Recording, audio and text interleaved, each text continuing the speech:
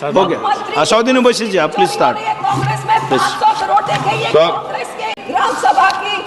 धन्यवाद जी. Owaisi ji, please start. Sir. Thank you, ma'am. Please be seated. Thank you. Sir, thank you, sir. You have allowed me to speak on a very important issue. Sir, I would like to point out at the outset that SIR is violative of parliamentary legislation. It violates the powers prescribed by Parliament. It's contrary to the judgment of Supreme Court, a 3 judges judgment of Lal Babu Hussain, and it is a malified exercise of power to selectively disenfranchise on the basis of religion. Sir, Election Commission of India cannot be bigger than Supreme Court and Parliament of India, sir. Sir, may I point out to you, sir, the representation of the RP Act of 1950 and Registration Electoral Rules 1960 prescribe that inclusion in the electoral roll will be based on self-declaration of citizenship backed by 1 or 6 documents or entity prescribed in Form 6 of 1960 rules, including Aadhaar. Now, this is an act which was passed in Parliament, sir. Supreme Court, in its Lal Babu Hussain judgment, held that once an voter has been included in the electoral roll, there is a presumption that they are citizens and they cannot be removed except by an inquiry into the citizenship of the individual voter and giving them an opportunity of hearing after informing the basis on which doubt arose concerning citizenship. What is happening now is that the Election Commission is putting the burden of proof on the voter. It is completely in violation of the Representative People Act 1950, Electoral Rules of 1960 passed by this House and the Supreme Court judgment of Lal Babu Hussain, sir. SIR, sir, has turned this head on its head and puts onus on the voters, sir. Sir, voters who were part of the electoral roll in 2025, instead of being given the benefit of presumption, are required to submit documents to prove the citizenship. The 2003 electoral roll is arbitrarily fixed at the baseline for which revision is being conducted. Sir, ECI is not a body empowered to go into question of citizenship. A power lies with Ministry of Home Affairs, Government of India, and Foreigners Tribunal created under the Foreigners Act. Sir, may I point out to you that what ECI is doing is wrong. Section 14 of Citizenship Act 1950, read with 2003 NRC rules, Section 4, subsection 2, 3, 4, 5, 6, prescribe just such an exercise of evaluation of citizenship to be conducted by central government. How is it the ECI is assuming the power given to another agency of Parliament just by passing executive order? This is an occupied field. The ECI has no role to intervene. Sir, as per the ECI release, 65 lakh voters were included, whose names were included in the electoral roll after the commencement of SIR exercise omitted from draft roll published on August 1, 2025. After that, sir, several lakh voters where names were included draft roll were served with show cause notice. I have the copy of show cause notice that doubts had arisen on their right to be included in the electoral roll, and they were asked to appear in person with documents to prove that they were entitled to be included in the electoral roll. Sir, on what basis did the ECI issue these notices? How did the doubt arouse? Form 6 rule has been passed by this August House.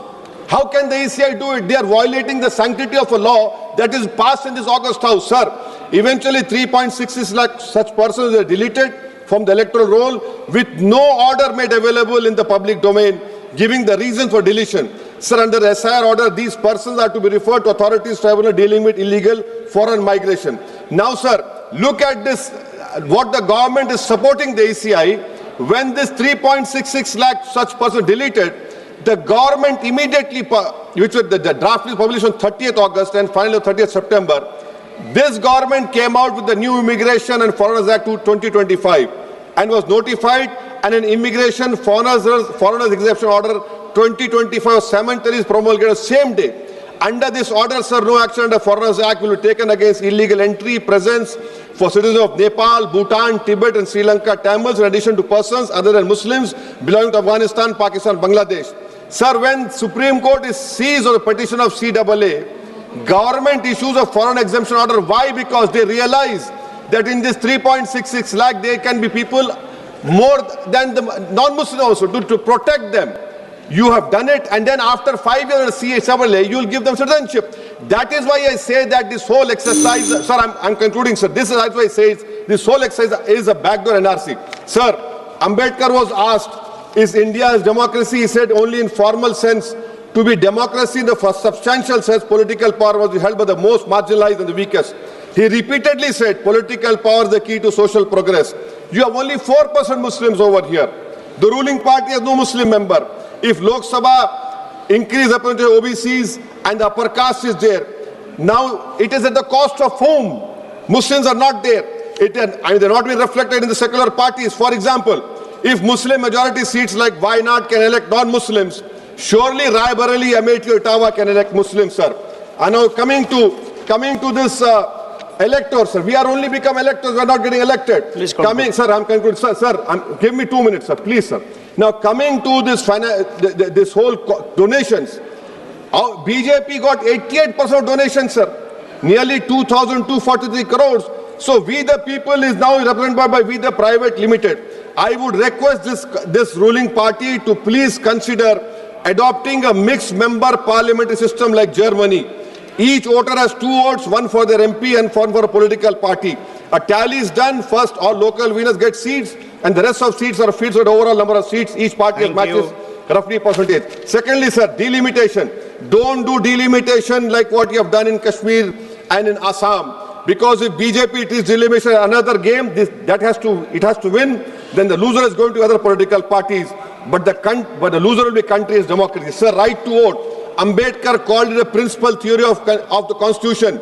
I would demand, I have put a private bill last assembly, the age of contesting elections for MLA and Lok Sabha should be brought down to 20. Rajya Sabha 25, for Vidhan Sabha 22. Why? Because, sir, we have 52% of India's population under the age of 30.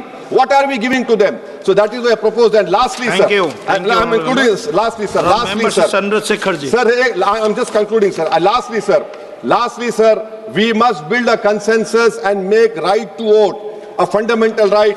I oppose the SIR. This is nothing but backdoor NRC. This is an exercise, a selective exercise to disenfranchise people in the name of religion. Thank you, sir.